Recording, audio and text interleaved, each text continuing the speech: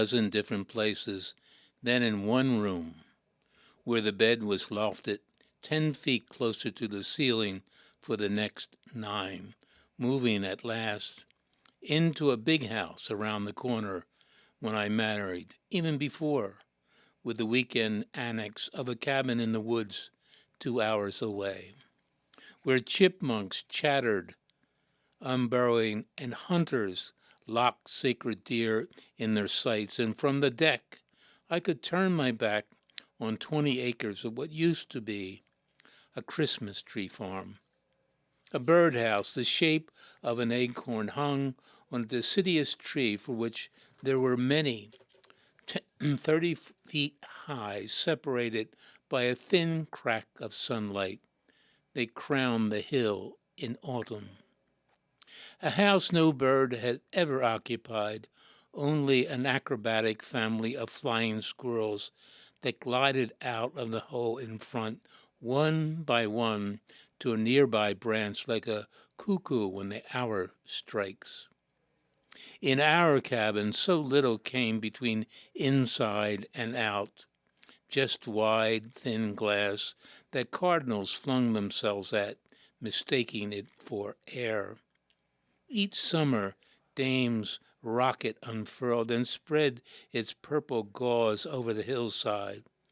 Wild turkeys called like a banner headline at nightfall, boasting themselves up into the lowest branches, and were gone before we woke. And at the end, when we left, we had to leave all we couldn't take back with us in our weekday lives. Life is Real Estate, a poem in the collection of tonight's guest, Elaine Terranova. The book is titled Rinse. Good evening, and welcome to Philly Loves Poetry. My name is Charles Carr. Philly Loves Poetry is a collaboration between the Moonstone Art Center of Philadelphia and PhillyCAM. The purpose of our program is to give our viewers and our listeners the experience of the very rich culture of poetry in the city of Philadelphia and the surrounding community. And tonight we have yet another very beloved poet, local poet, Philadelphia poet, a native Philadelphia poet, Elaine Terranova. Elaine is the author of 8 collections of poetry, including her most recent book, which we'll be discussing tonight, Rinse, and 2 chapbooks. Elaine's work has appeared in a number of literary magazines and anthologies. Her translations of Euripides' Iphigenia at Aulis is part of the Penn Greek drama series.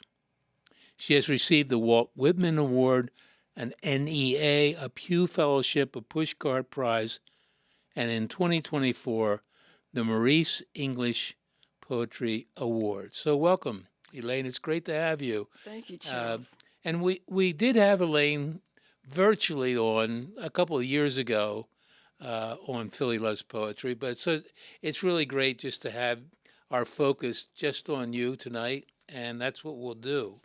So I wanted to start out, our discussion before you get to read your poems about the very title of your book. I found very fascinating, Rinse.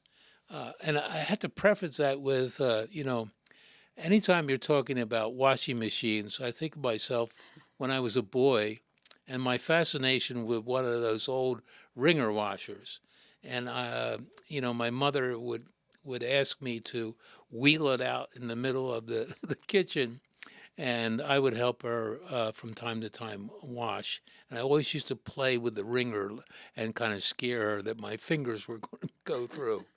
But anyway, the title of the book, Rinse, really is segmented into sections of the whole process of the cycles that one goes through in washing their clothes.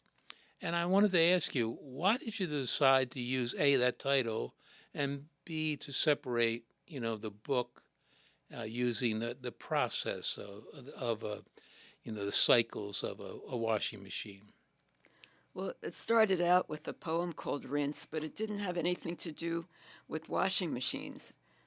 It was a poem about a friend that I had who was so worried about serving salt to her family that she would rinse the tuna cans, and even when they were open, and rinse out as much salt as she could. And I thought about that it may not have kept her family safe, but it was something that I watched her do, and it was very interesting to me. But then I started to think about washing machines and rinse as one of the cycles, and I think there were 5 parts, but there's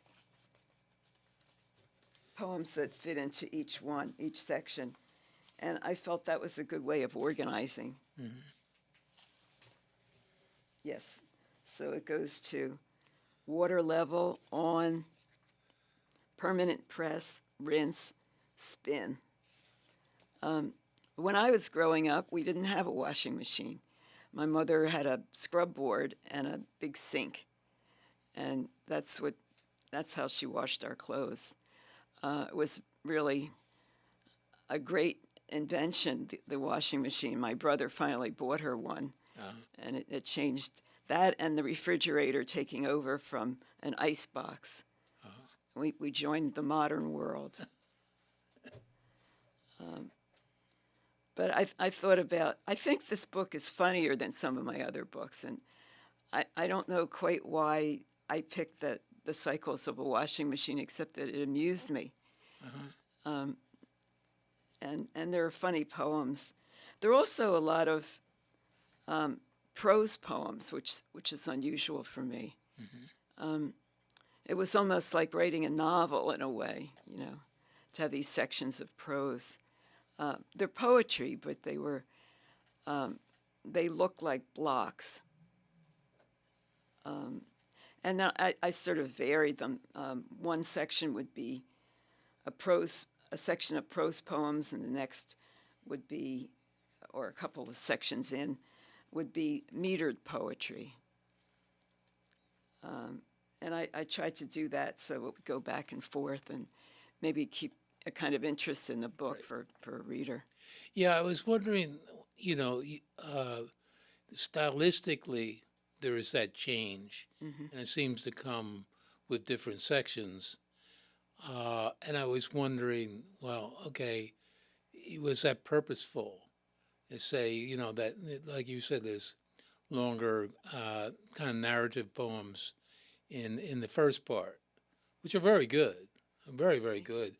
But I guess as a reader, I was saying, well, that's interesting that in the beginning, which I always in a washing cycle equate with soaking, Yeah. And I was saying, well, this is a soaking, Charles, that's going on here.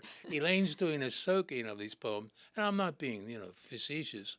I just felt like the comprehensiveness of the writing was something like that. I mean, a clearing out, and a cleaning out, and a preparation for everything that kind of followed in these other sections in the cycle. I discussed with you, that I have this penchant when I read a book of poems that I kind of land on 1 or 2 poems that kind of become an epiphany for the whole book of poems. And I'm not saying that I'm correct, that, that that's the way it should be, but it kind of opens me up to exploration of someone's work and maybe a different perspective than what was intended. And I think I told you what I call it is unintended consequences of poetry, just as I feel there's unintended consequences of art. When you go into a museum and when you look at a painting, there is of course the artist intention, but then it's our reaction to that, which is really what I think it's really all about. So when the poem I read, life is real estate. That was really something for me. The lights went on, and I immediately thought of um, a work that I read, a few years back, of Gaston Bouchelet, who is a philosopher architect, and who's quoted quite frequently. But I just said to myself, well, let me, when I reread the book, let me think of this, of how Elaine kind of inhabits these places and spaces with these emotions and memories and perspectives, and was kind of what Bouchard was talking about. And I had a quote which he said uh, in the Poetics of Space. I said, I thought how many of these poems fit what Bouchard wrote. Inhabited space transcends geometrical space. Mm-hmm. And so that's what hit me. And I wonder if you talk about, there's so many poems in here of place and space, but the way you kind of inhabit, and you bring us into, like we walk into these places with you, and they're fascinating. So could you talk about that kind of perspective on your poems? I think the beginning of this is mostly at a seashore, and I think a lot of my growing up happened at the seashore. We were just close to Atlantic City, and we spent 2 weeks of a summer every year until I was about 16 at Atlantic City. So there are a lot of beach poems and water before I traveled anywhere else. I mean, but the experience of traveling, of being in a train, a steam engine train, in fact, and seeing the steam coming out of it, it was very transporting, which travel should be. And I guess I got a kind of wanderlust just doing that. So there are poems on trains, there are poems at the shore, and maybe a few poems of foreign places, Egypt and Rome, places that were very striking to me and very interesting. But Bachelard, I really used in an earlier book. I guess I had read him. I think my friend J.C. Todd told me about Bachelard when I was starting to write a book called Dollhouse, and it was really about a dollhouse I played with when I was a child, but it was also about growing up and about living in a house that was like a dollhouse. And Bachelard was just the inspiration behind that. I thought there's something he said about a lamp by the window is the light of the house, the eye of the house, sorry. And I guess I really felt that. And I felt the same way he did about the basement is this terrifying descent. Yeah. It's almost like the cosmos, For him, there was the attic and there was hell in the basement. Yeah. I remember finding a dead rat in the basement once in my house. And it's where burglars enter. I mean, the basement is like the cellar. I guess we never called it basement. I think you had to be richer to call it a basement, but we always called it the cellar. And it was the scariest place. Yeah, it's interesting you say that because after I read Baudrillard, I was thinking of the home I was raised in, and I said, well, where was the most fascinating place that you found? And it was the basement.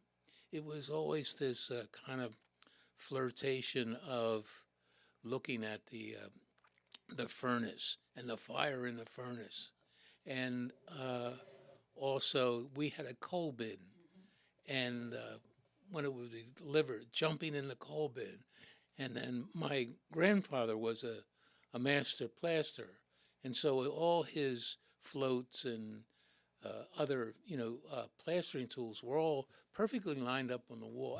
I mean, for me, the basement was it, but it also, was a terrifying aspect to it. But yeah, that's a fascinating thing when you talk about. Wasn't your book called Dollhouse? Yes. Yeah, yeah. Yeah. I have a copy of that, so I remember that. But I remember the basement and the cellar. It was the coal cellar, and you could hear the coal entering the house. It just each little nugget of coal made it Exactly. sound like a knock. Yeah. Well, and we talk about coal. After the coal was burned, it would drop in a lower level and it'd be ashes. Yeah. Well, when it snowed, there was a bucket of ashes, and I was told, go out and we didn't have what do you call rock salt, so you would take the ashes and you would go and throw that on the pavement, which really made it a terrible mess. But at least in my era, people were not using rock salt yet. Anyway, yeah. The other thing that so many things I found fascinating in your book, only because there is love. The poem that you wrote, or you created, mushrooms. I love mushrooms. I love cooking them. I love eating mushrooms. I think too. there's such a unique delicacy, and then all the varieties of them, and how you have to really pamper them. But when I was reading it, as I was reading mushrooms, I was thinking, I said, this is like a metaphor, in a way, for the creation of how a poem is created. There's a process that you talk about in that poem. So, it kind of prompted me. I wanted to ask you about your process of writing poems and your discipline of as a poet. Uh, what we think of as the life of a poet or an artist or a writer. I think a lot of people have an idea. Well, they get their coffee and they go to this place and they sit down, and for 2 or 3 hours they're going at it. That's surely not my process, but No. I wanted to talk about your process. Well, I don't drink coffee. Okay. That's part of it. But I find myself writing all the time, and I really don't know what they are. They're just, thoughts coming. And then maybe at the end of a month or something, I go through what I've written, and I realize that there's a theme, for much of this, and that sort of coalesces into a poem. That's the old way that I always wrote. And then sometime I got sidetracked in trying to write, like for Dollhouse, poems just about a subject, about childhood, about dollhouses, about family in that way.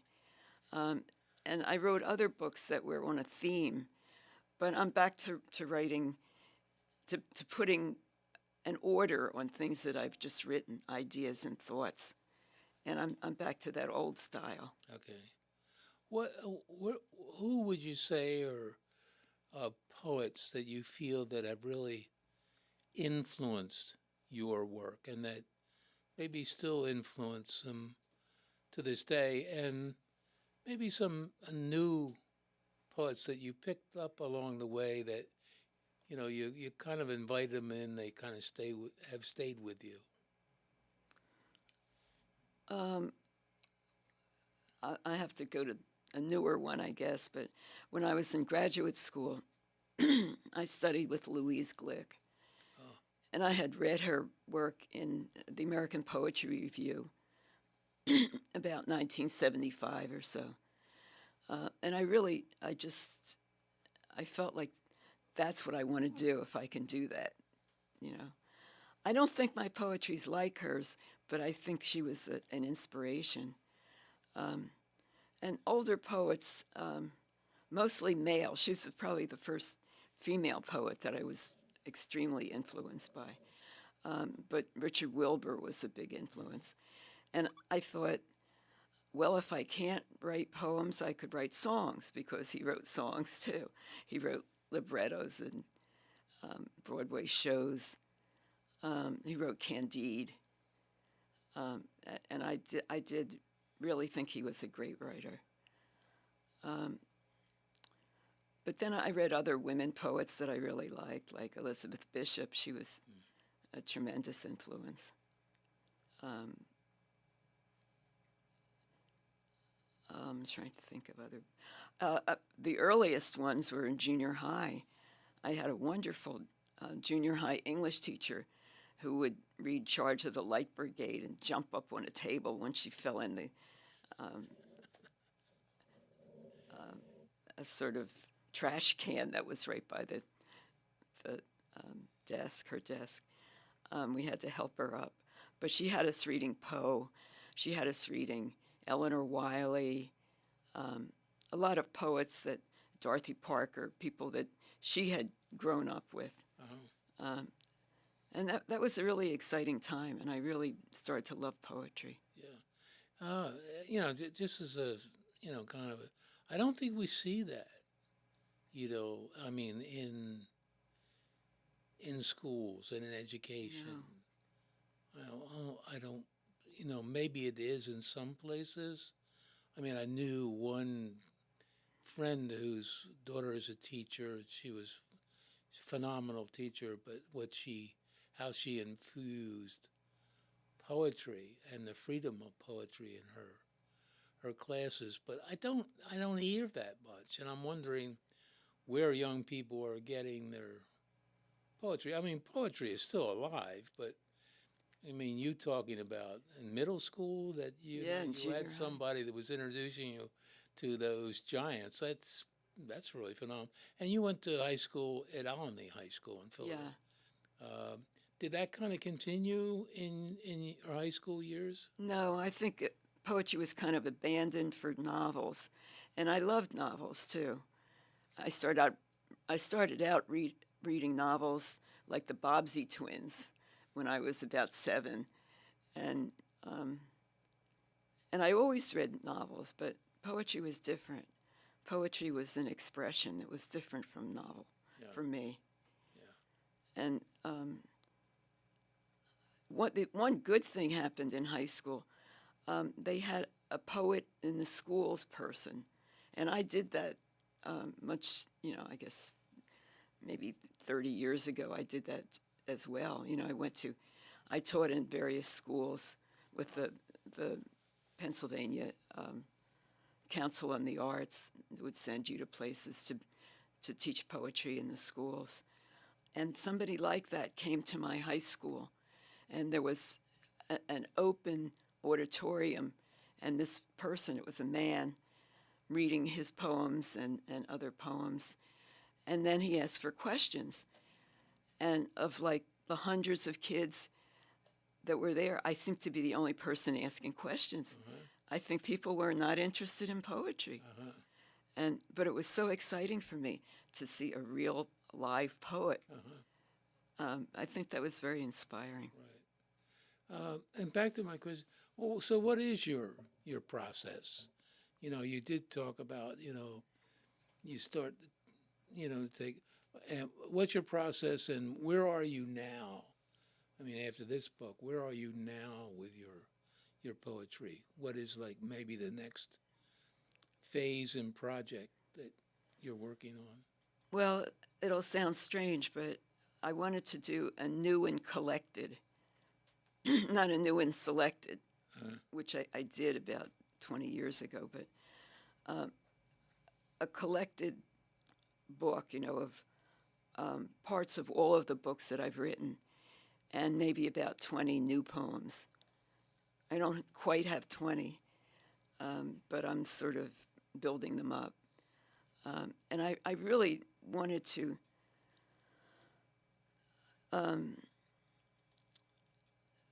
I write what I'm inspired, what I'm thinking of, and I'm hoping to amass about another dozen poems so I can put this whole thing together. It's going to be long, but when you do a new and selected book, it's often not the entire an entire book. You just take poems from each book that you've written, and I think this will be parts of books rather than whole books. I wanted to ask you, you know, what I call the existential predicament now in our country. Well, I want to say in the world because there's a lot of chaos. And I guess the question comes up many times, does poetry really matter, in the thick of all this? And how much is that, what is happening here, what's happening in this country, affect your poetry as you're jotting things down? Do you feel that that is happening, where you've kind of poetry sails a little bit above that, or does what is happening really drag you in, your poetry in? I think it can't help but do that. That it's a part of you. I'm frightened of what's happening. It reminds me of what happened in Nazi Germany, and I think of what the 30s must have been like, or in Russia. I think about the Stalinist era, and there had to be poets. I mean, even if they were repressed, they had to be saying what was truly happening, and I think it inspired a movement toward truth, and that's going to happen here. Mm-hmm. I think it's hard not to pay attention to what you're seeing daily. So, and back to my question, do you think that in this country, poetry matters? The only reason I ask that, we were talking earlier before about Russia, okay?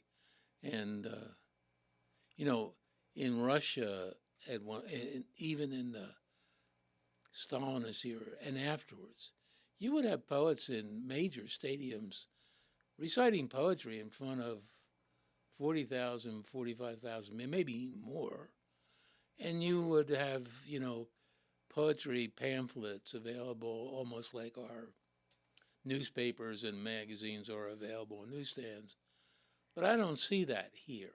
I don't have any kind of sense that any media that poetry is really finding its way. I know it is in music and in other art forms, but I'm wondering what we're missing in America that, I think of like Pablo Neruda, in a soccer stadium with 65,000 people. And it really mattered. It really counted. And at a time in Chile that was really important. And so I really worry about, does poetry really count? Can we really count? I think it's happening. First of all, there's poetry slams, and all kids growing up are exposed to poetry much more than we were. I mean, if it hadn't been for Miss Beckley in my class, I don't know how long it would have taken me to find poetry.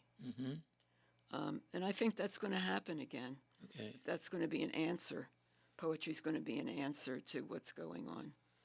Do you feel there is that kind of strength in Philadelphia, in this community? Because you've been a part of the Philadelphia community of poets for a long time, much longer than I have been.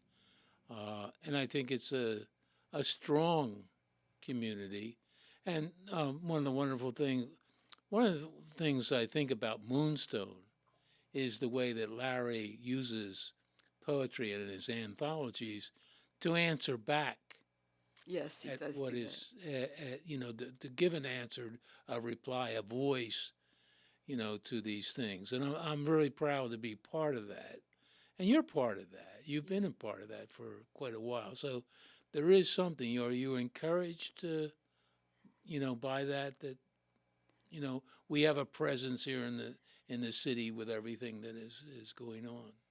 I was just at the Keystone Poets Anthology had a reading at the library, and the room was full, and maybe 40 people read, 30 or 40 people read.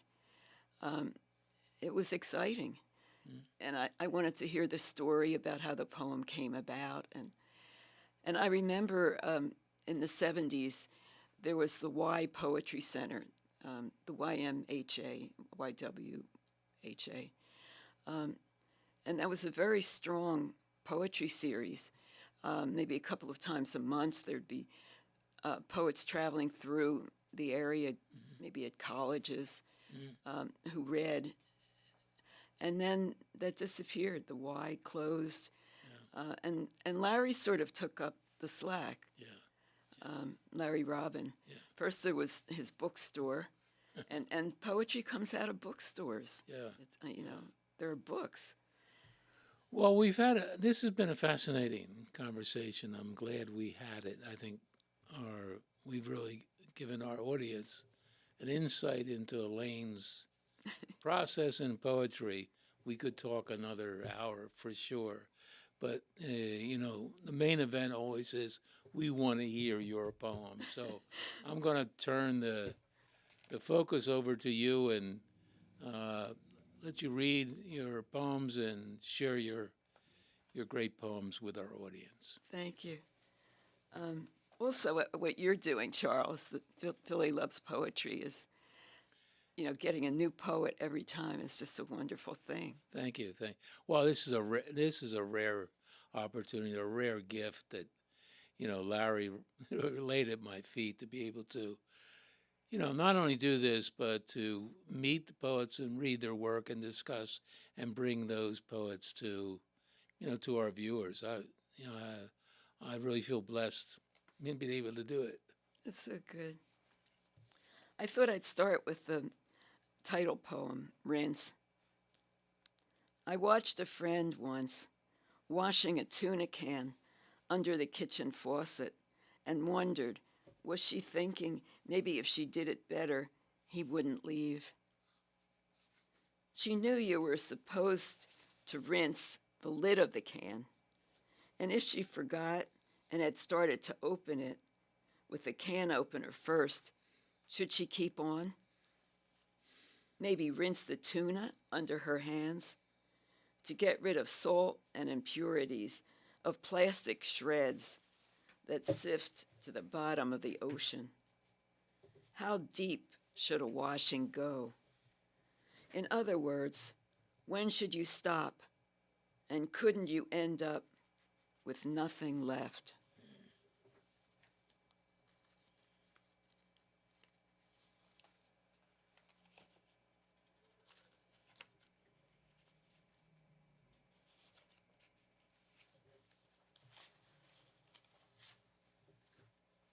There's some family poems.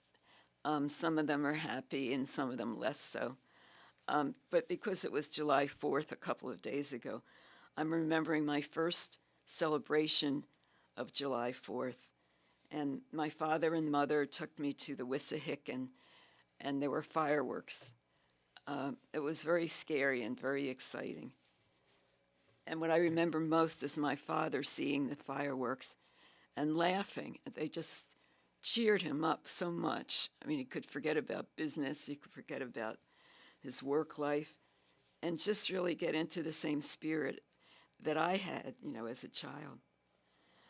In Yiddish, this is called lacht. He laughs. That would be my father at the fireworks in Fairmount Park on July 4th. It is only 2 days since his birthday. The display, as if meant for him, close by the spigots where we sometimes came to fill our gallons. Lacht, my mother says, for indeed he is pleased, laughing to himself, standing on the floor of colors where they have landed from the lightened sky. My mother, who fears crowds and loud noises and the smoke of brightness. And I, what was I to make of it? Night going to color, fingers of fire that bid and then withdrew. Night hovering, liquid jewels erupting, red, green, blue, even a waterfall of silver, as when in hottest summer with other children, I went under the hose a mother held, spray first, then a notch up to needles. Now I crawl through a fence of legs to see. So brilliant, the work of these fire specialists who want us to love them. At the end, I am breathless as mad, cascading shapes pound down on us uncontrollably, like the spears of gods. How gentle then my father's laugh in comparison. When he bends toward me, air-locked, he's chuckling as his love comes down to me in little gorgeous pieces. That's gorgeous. That's really lovely, Elaine. Thank you.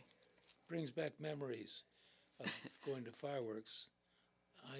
We were raised in somewhat of the same geography of Philadelphia, but where I would go is they used to have the fireworks at the School of the Deaf. Yes, on Germantown Avenue. I lived near there. Yeah, so At some point, I remember doing that same thing. sorry. This is a poem about my mother. Mom in a box. I placed my mother in a box, white cardboard, for instance, as if for takeout Chinese. She's packed away like dime store dolls we sent to displaced children in camps after the war, when I was in 3rd grade, along with little accoutrements, toy tea sets, and dollhouse furniture. They nestled like pharaohs traveling with grave goods into eternity. Dogs and jewels they had in life. My mother didn't want to stay, but I made her, folding her arms across her chest and tucking in her apron.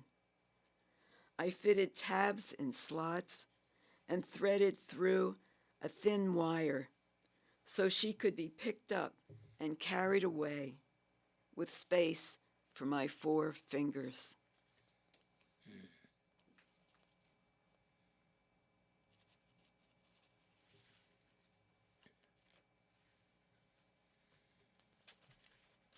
I'm looking for a poem about Egypt.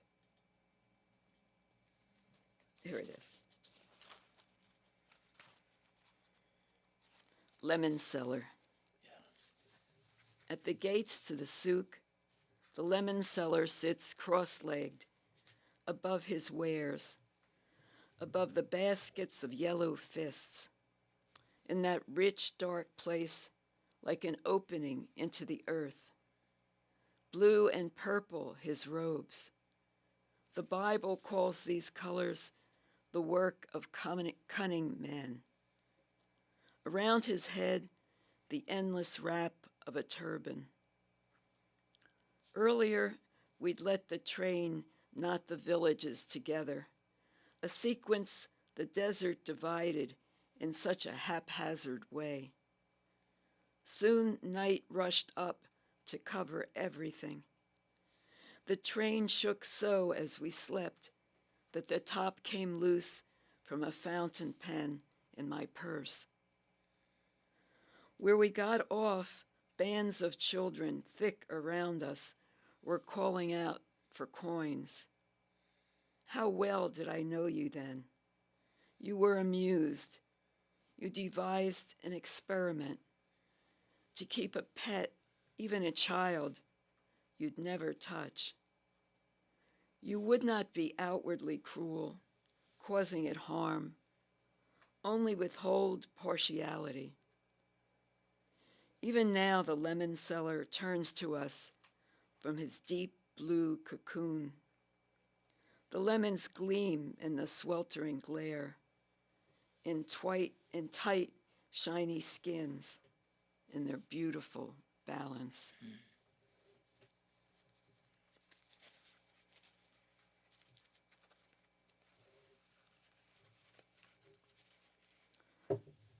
I did think a lot of this book was funny, and this is just a short poem. Sometimes there are only 2 or 3 lines. Also a prose poem. Morning housework. Straightening the bed, smoothing the sheets around my form. Then I rise, and with a bouquet of feathers, do my little dust ballet.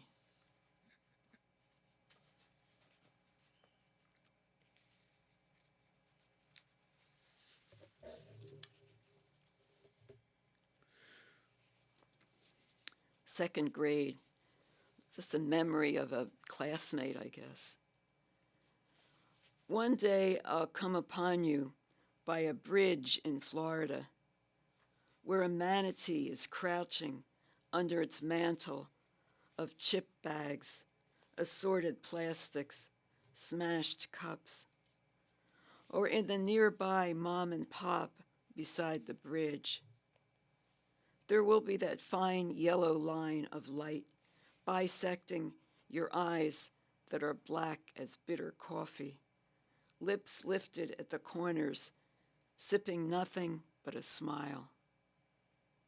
And it will be like second grade, wondering what you meant, having thought of it deeply all these years.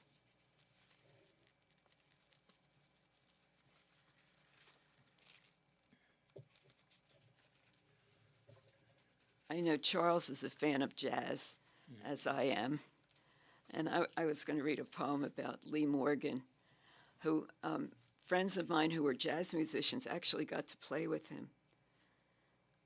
He was always sort of a monumental figure in my mind. Lee Morgan. Jazz, that was the music got me through my teens. Dizzy hired Morgan, what his wife too called him. At 18, skinny kid, almost as good as him, who wore clothes well. He'd be Helen's husband, but he could have been her son. I liked her voice, only the one interview 20 years after getting out of jail. She spoke like Billie Holiday, the squeak and lilt. What she did best was to cook. Always a big pot of beans on the stove. Musicians needed to eat, not stagger onto the bandstand drunk. She worked a switchboard days. Big afro like Angela, song named for Angela Davis he later played. For years he'd shot up heroin, lost his teeth, came to gigs in slippers. They're comfortable. The others knew he'd hocked his shoes. It's always winter in this story, he in a little jacket when they met. So Helen had gone out to buy a coat. She got him clean on methadone, made deals like she was his manager, even carried his case. I'll be your woman, not your main woman, she said. But someone else had come with him to Slugs. He was playing with the quintet he formed, sure it would last forever. A nor'easter, 2 feet of snow that night. When he tried to get Helen to leave, a gun tumbled out of her purse. The ambulance took over an hour. Could I have done this? She as surprised as anyone. She wished she would have shot herself. Yeah, what a talent. What a sad What a thing. tragic end. I saw the documentary. Yes, that's really what I was writing about. Yeah, and her remarks, it made it even more tragic. Learning about what the role, kind of the background role that she played, but so important, so caring and loving of Lee. I mean, I believe he was like 14 when he made his way to New York. Yeah, I as don't know a how jazz anybody player. could do that at that But age. yeah, but I guess if you were that good, they probably lied about your age. But he was really monumental, and a real dedication, a real perspective on jazz in Philadelphia. I mean, It was how a great big town for jazz. absolutely, yeah, And there were, even then, there were disc jockeys who played nothing but jazz. exactly. Doug Arthur was one, I remember. Yeah. And there was a jazz club in New Jersey, the Red Hill Inn. Uh-huh. I was always too young to go to, Oh, yeah. but they'd broadcast from there, too. Well, Pep's the showboat. And Peps, yes. The showboat in Philadelphia, and there was I'm blanking out. There was another lounge out around 52nd and Chestnut. I don't When think I guys ever used to went be going back and forth, I mean, jazz players, to see other jazz players, or to play gigs. They might have a gig here and then a gig there, on a weekend. But But even in the movie theaters, there'd be these intermission shows. right, I saw Lionel Hampton. My brothers took me there. It was just so exciting. yeah, I even remember the movie. It was a terrifying movie about spies in China, I think. yeah, But the music was fantastic, and seeing a whole live band, yeah. an orchestra, was quite wonderful. But I guess they always say that the music you love all your life is what you remember from your earliest days, and I do. Yeah. I remember my brother Leo listening to Cherokee. I think it was the Charles Barnett Band, Yeah. big band they called it. And I once worked for a record distributor, which was for a summer. It was a very exciting job. I bet. Let's see.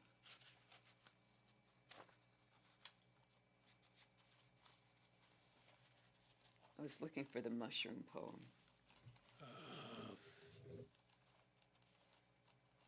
I'm going to be your librarian tonight.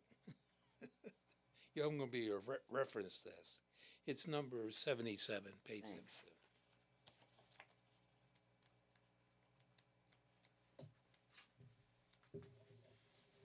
Mushrooms. Admire mushrooms. They hide and know just when to come out. Puff, like me, an accident. There I was, maybe never meant to be. And mushrooms are nearly beyond description, since only 6% have ever been described. All primary process, what the mind only thinks and doesn't yet have a name for. They remind me of what we don't know about ourselves, feelings that are kept underground and seem connected to nothing else. Heedlessly, mushrooms come between things, join algae for what they can use, sugars to make lichens, grinding rock to soil. Mushrooms thumb a ride up into air. In fact, if air had a crust, it would be a mushroom. That's a glorious poem. It really is. I absolutely fell in love. I went back and I read it a couple times, not only because I love, but it kind of once again hit them on the themes of what you do in your poems and how you do it, and just the process of creation. When you say all primary process, what the mind only thinks and doesn't yet have a name for. And I said to myself, boy, that's kind of like poetry for me, but not but that's what happens. We don't really know sometimes what's hitting us, and we don't know, we don't have a name for it yet, but it's going to blossom. I don't say mushroom blossom, but I was fascinated by this poem. You should give this poem to the mushroom seller at the Rittenhouse Square. I think he would really love it. I always talk to him. I will. Yeah, I'll show it to him. do it. He'll love it. Yeah, he's a great guy. I don't know. There are always strange things that I read about that I want to write about. This was crumpled paper theory. I guess I heard of it on NPR.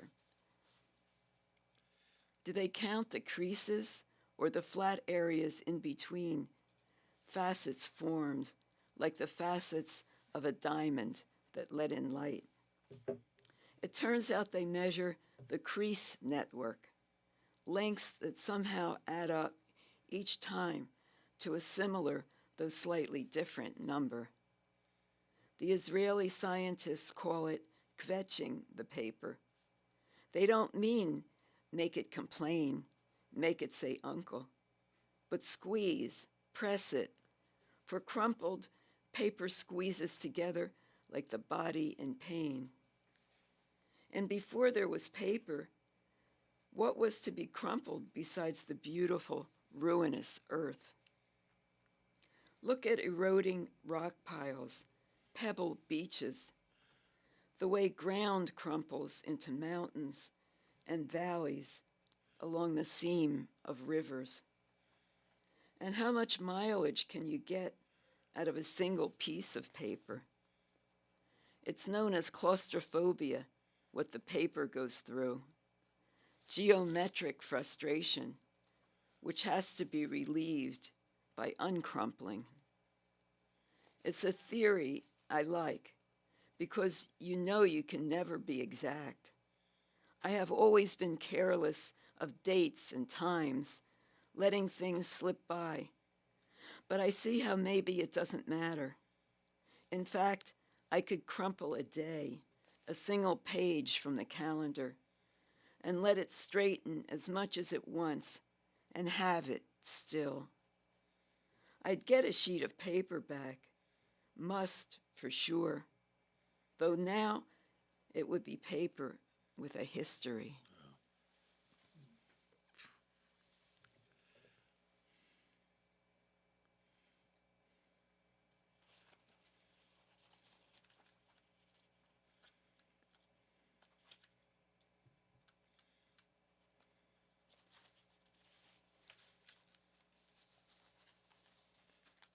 Let's see what I haven't read.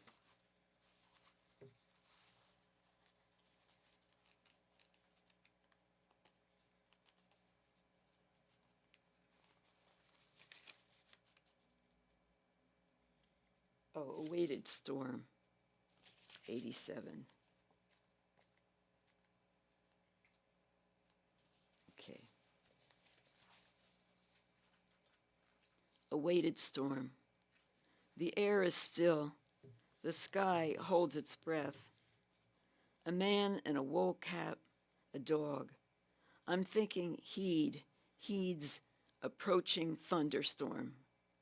Wide, flat canvas, rain cloud the length of the horizon. Yellow blue sky, a red check mark of lightning. Someone fast rowing in from a moored sailboat. It's the careful reconstruction of a late summer day. Light pressed out of the sky, canvas painted shut. While here the hurricane has come to us, and the winds before the dark blot of night. Lie down, he says, beside me, and the thunder that is the lightning's voice rolls through like a train. Sanson on the radio, so there is music too in the room.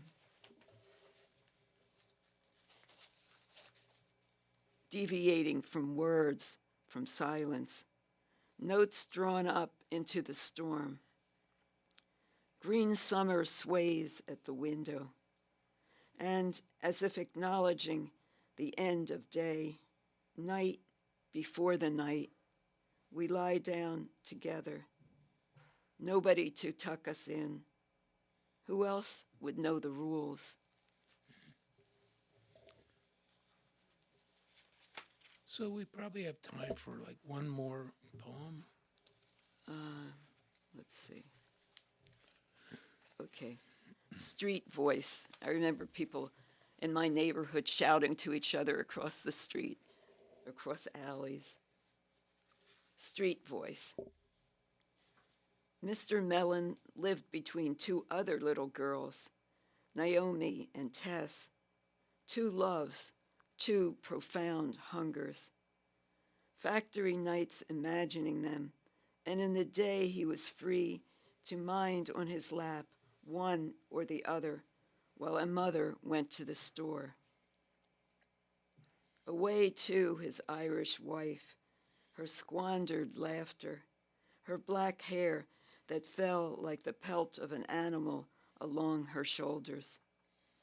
We lived in white rows like a piano. If your fingers pressed a key, a low moan would escape, or a vault of secrets open. And that was someone else's house. I went through the alley to play Monopoly at Arthur's. Orrin in his wheelchair, already seated. And if I was lucky, Arthur's father, home from work before I left. Handsome face with its grown-up, grown-in 5 o'clock shadow. My mother made me a birthday party, only the once when I was 7. Everyone sat around our long dining room table.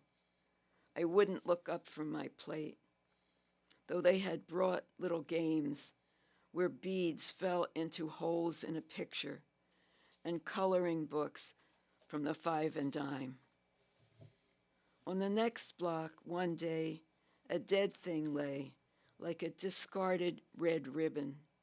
A mouse, I thought, but I didn't know what a mouse looked like. Thought no when I saw the feathers, a tiny, unfinished bird, fallen from its nest, skinny legs spilling out.